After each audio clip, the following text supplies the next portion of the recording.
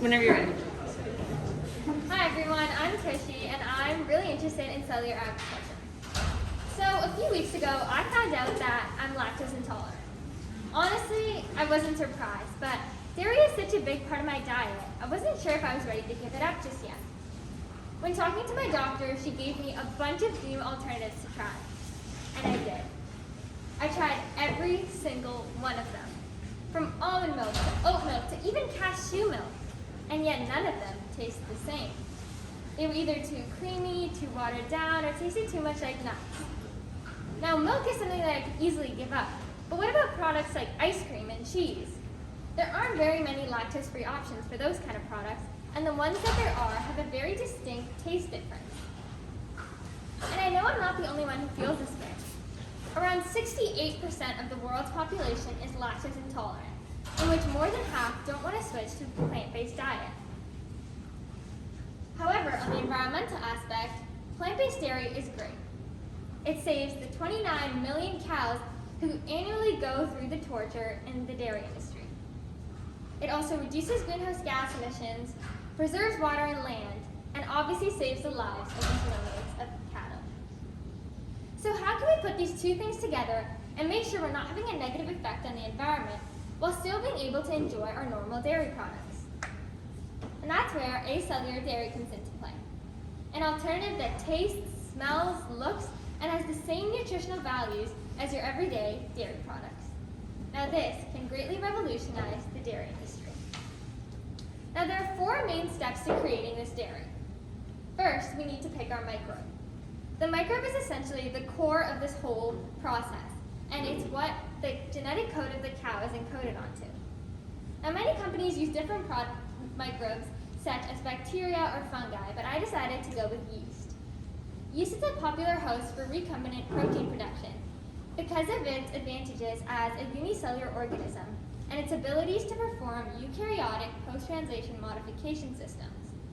It's also very cheap and easy to grow and process. We now have to insert the gene, but to do this first, we need to find the plasmid of the yeast cell. The cow contains the genetic code that makes it possible for the creation of these 2 proteins, and the plasmid contains the gene taken from the cow. A plasmid is essentially a circular piece of DNA that is separated from the chromosomal DNA of the cell, and is usually found in bacteria or other cells. To now insert this gene into the plasmid, we first need to cut the gene out using restriction enzymes. Restriction enzymes are able to recognize a specific target sequence and latch on to cut the DNA into 2 pieces. This way, we can then insert the target gene. With this new enzyme that has been cut, we now have a new molecule of recombinant DNA.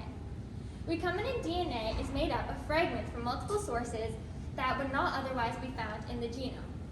It's sort of like a puzzle where smaller pieces come in together to form a bigger one. Now this whole process is a lot like an art project, with the plasmid being the paper, the restriction enzymes being the scissors, and the recombinant DNA being the final project.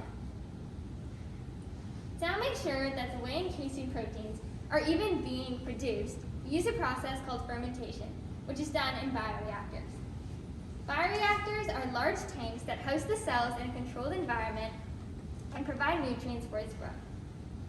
The yeast plasmid is then inserted into these bioreactors to divide and duplicate. The yeast turns the sugars into the necessary proteins, and the bioreactor acts like the cow, which enables this protein production. We now have our genetically modified yeast, where the milk proteins need to be separated from this yeast and purified. Now that you have these milk proteins, they can be added with other substances to create the acellular dairy. Now that's pretty much the process. You have your milk proteins, whey and casein, which can be sold to other companies who mix it with other substances to create different products such as milk or cheese. Many cell-like companies have already implemented this into their company and it's going to be quite mainstream in the future. Perfect Day recently launched its new acellular milk, which is super exciting. Now, imagine 2026. You're in your local Walmart shopping for milk. Not cow's milk, not almond milk, but acellular milk. the future of our dairy industry.